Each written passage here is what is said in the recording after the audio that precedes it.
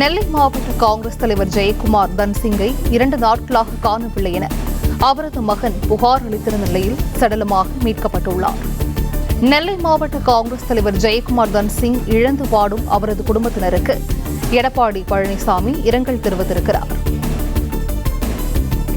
கூடுதல் விவரங்களை செய்தியாளர் ராஜகுமரன் வழங்க கேட்கலாம். ராஜகுமரன், வணக்கம். இது குறித்த விவரங்கள்.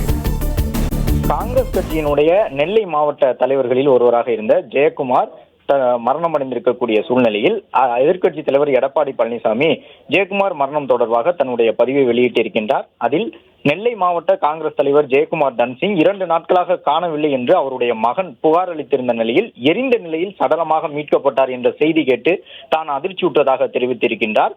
சட்டம் ஒழுங்கு சீர்குலைந்து வருவதை தினம்தோறும் சுட்டிக்காட்டி வருவதாகவும், தற்போது ஒரு தேசிய கட்சியின் மாவட்ட தலைவர் பொறுப்பில் உள்ளவரே எரிந்த நிலையில் சடலமாக மீட்கப்பட்டிருப்பது சட்டம் ஒழுங்கு சீர்கேட்டின் உச்சம் என்று எதிர்க்கட்சி தலைவர் விமர்சித்திருக்கின்றார். தமிழகத்தில் எந்த ஒரு குற்றச் செயலையும் சட்டத்தின் மீதோ காவல்துறையின் மீதோ எந்தவித அச்சமுமின்றி சமூக விரோதிகள் செய்ய துணிந்து விட்டனர் என்று குறிப்பிட்டிருக்கக்கூடிய எதிர்க்கட்சி தலைவர் எடப்பாடி பழனிசாமி இந்த ஆட்சியும் அதற்கு ஏற்றார் போலவே சட்டம் ஒழுங்கின் மீது எந்த அக்கறையும் இன்றி இருப்பதாக குற்றம் சாட்டியிருக்கின்றார். ஜெயக்குமார் தன்சிங் என்கின்ற அந்த காங்கிரஸ் கட்சியினுடைய மாவட்ட தலைவர் மரணத்தில் தொடர்புடையோரை உடனடியாக கைது செய்து உரிய சட்ட நடவடிக்கை எடுக்க வேண்டும் எனவும், இனி வரும் நாட்களில் இதுபோன்ற குற்றங்கள் நிகழாத வண்ணம் சட்டம் ஒழுங்கை காக்க ஆக்கப்பூர்வமாக செயல்பட வேண்டும் எனவும் முதலமைச்சரை வலியுறுத்துவதாக எதிர்க்கட்சி தலைவர் எடப்பாடி பழனிசாமி தெரிவித்துள்ளார்.